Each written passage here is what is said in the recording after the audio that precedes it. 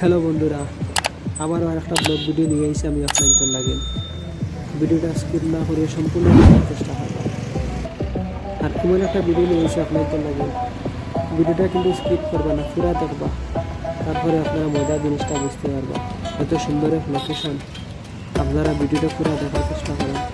আর ভিডিওটা দেখে যদি ভালো লাগে ভিডিওতে লাইক কমেন্ট আর বেশি বেশি শেয়ার করবা যেন অন্য দেখতে পারে।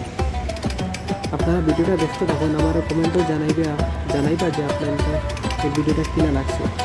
যদি এই ধরনের আরও পার্ট লাগে আমার খুবই কমেন্ট আমি চেষ্টা করবো আপনাদের এরকম সুন্দর সুন্দর দৃশ্য আপনাদের দেওয়ার লাগে। আর আপনারা দেখতে থাকুন ভিডিওটা।